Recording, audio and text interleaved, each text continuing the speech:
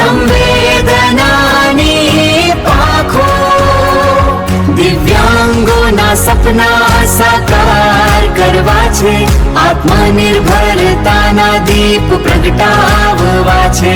સોનાણી સાહેબનો છે આ સંકલ્પ, બદલાશે હવે સમાજનું માળખું. સંવેદનાની પાંખો.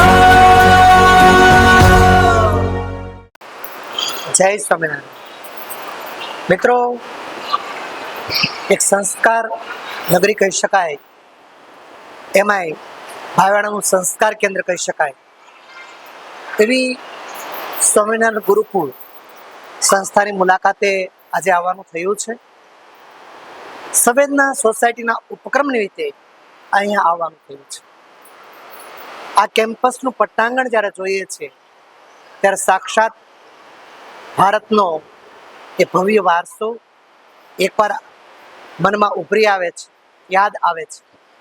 આ દેશના સાચા સંસ્કારોનું ઘડતર આવી શાળાઓમાં જ થાય છે, તેમાં કોઈ શંકા નથી. દોસ્તો, સંવેદના સોસાયટીની વાત લઈને આજે અમે અહીં આવ્યા છીએ. એક એવી સોસાયટી, એક એવો સમાજ, દિવ્યાંગો છે, મૂકબધિર બાળકો છે, પ્રજ્ઞાચક્ષુ બાળકો છે, જરૂરિયાતમંદ બાળકો છે. એ બાળકોની વ્યથા, વેદના, એમની પીડા એ સામાન્ય બાળકો સુધી પહોંચે એ સંવેદના સોસાયટીનો મુખ્ય હેતુ છે. આ સંવેદના સોસાયટીના જે સ્થાપક છે, સૌના આદરણીય પ્રજ્ઞાચક્ષુના ગાંધીજી તરીકે જે ઓળખાય છે એવા લાભુભાઈ સોનાણી, તેમણે આ વિચાર આપ્યો છે અને વિચારને મૂર્તિમંત કરવા માટે આજે અમે ભાવનગર અને બોટાદની અનેક શાળાઓની જ્યારે મુલાકાત લઈ રહ્યા છીએ ત્યારે આજે જે સ્કૂલ, જેનું પટાંગણ એટલું પવિત્ર, જેનો સંસ્કાર વારસો એટલો ભવ્યાતિ ભવ્ય, એવી સ્કૂલ એટલે સ્વામિનારાયણ ગુરુકુળ સરદારનગર ખાતે આજે અતિથિ બનવાનું એક સૌભાગ્ય સાંપડ્યું છે.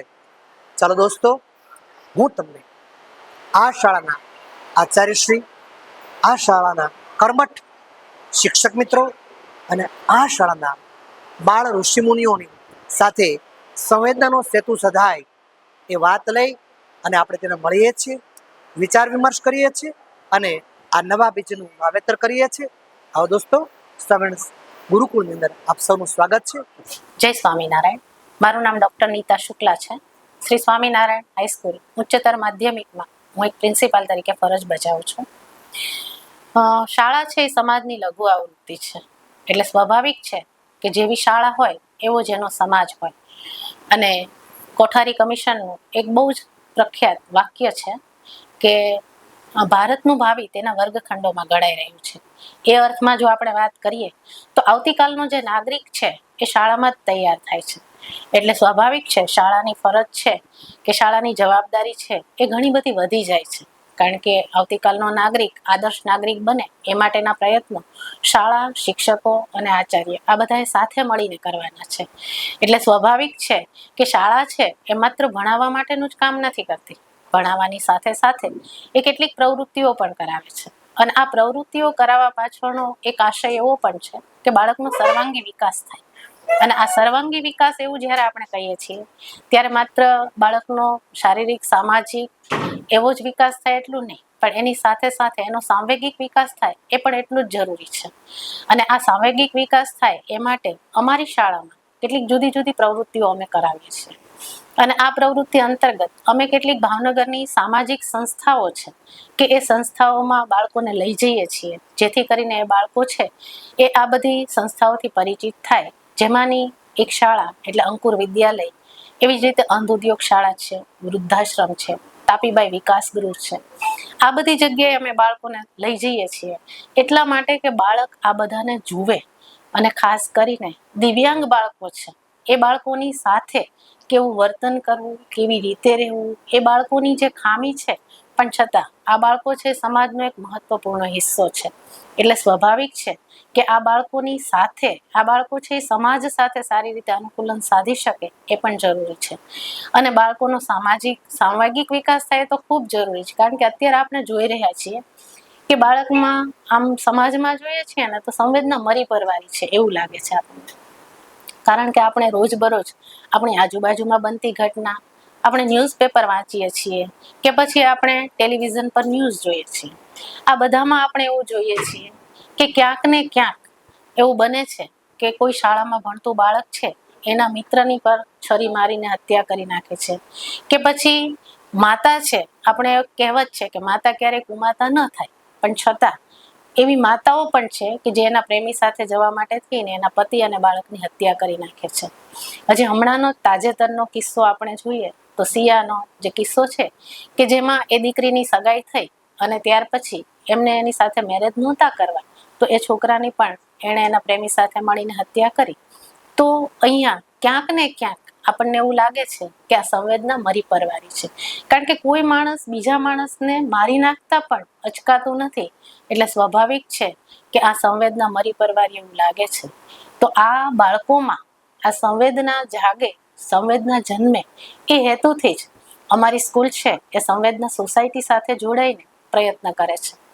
હું એટલું જ કહીશ, એક કવિની એક બહુ સરસ પંક્તિ છે કે અસ્ત જાતા રવિ પૂછતા અવનીને, અસ્ત જાતા રવિ પૂછતા અવનીને.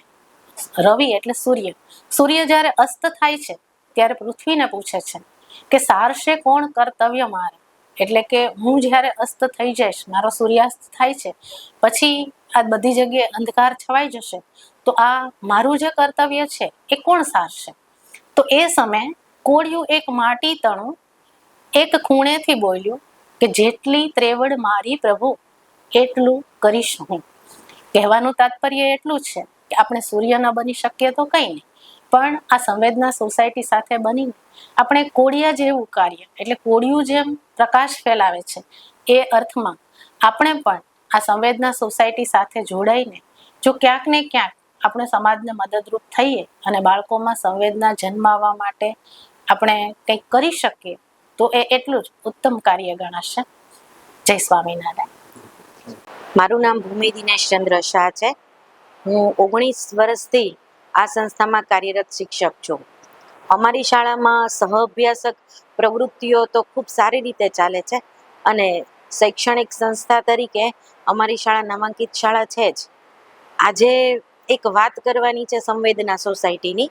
સંવેદના સોસાયટીના જે સભ્યો છે, સ્થાપકો છે, આજે અમારી સંસ્થામાં આવેલા અને અમારી સંસ્થામાં બધી વાત કરી કે દિવ્યાંગો છે, પ્રજ્ઞાચક્ષુઓ છે, એના માટે શું શું કાર્ય કરી રહ્યા છીએ, તો એની માહિતીથી હું વાકેફ થઈ અને ખરેખર મને હૃદયપૂર્વક એટલો બધો આનંદ થયો છે કે આ કાર્યમાં મને પણ જોડાવાની ઈચ્છા થઈ. અને સાથે સાથે હું મારા વિદ્યાર્થીઓ છે એને પણ તો કે આ બાબતની હું માહિતી આપીશ અને આ કાર્યમાં જોડાવા માટે હું અનુરોધ કરીશ. શાળામાં પ્રિન્સિપલ સાથે વાતચીત થઈ અને ત્યાંના શિક્ષકો જે આવેલા એને મારી સાથે ઘણી બધી વાતચીત કરી કે દિવ્યાંગો અને પ્રજ્ઞાચક્ષુઓ જે છે એના માટે કેવા સામાજિક કાર્યો થઈ રહ્યા છે, તો એ કાર્યમાં હું પણ મારું યોગદાન આપવા ઈચ્છું છું અને હું પણ મારી ફરજ બજાવીશ. મને એની ખુશી છે કે આ કાર્યમાં મને પણ તક મળી છે કે જેથી હું પણ આ કાર્યમાં જોડાઉં અને વિદ્યાર્થીઓને પણ એ બાબતે હું પ્રોત્સાહિત કરું. સાથે મારે કહેવાનું કે પ્રજ્ઞાચક્ષુ અને દિવ્યાંગ જે લોકો છે એના હૃદયની શું સહાનુભૂતિ હોય છે તો એ અમારા સુધી પહોંચશે અને અમે એ લોકોને આનંદ આપવામાં, એ લોકોને જીવનમાં આગળ વધારવામાં અમે ઘણો બધો સહયોગ આપી શકશું. અને એ માટે હું સંવેદના સોસાયટીની ખૂબ આભારી છું કે થેન્ક યુ, મને પણ મોકો આપ્યો છે કે આ સોસાયટીમાં જોડાવા માટે. આભાર. અસ્તુ. આપ સૌને મારા પ્રણામ. હું મુંજિયા રાજેલ ધોરણ 11th C માં અભ્યાસ કરું છું.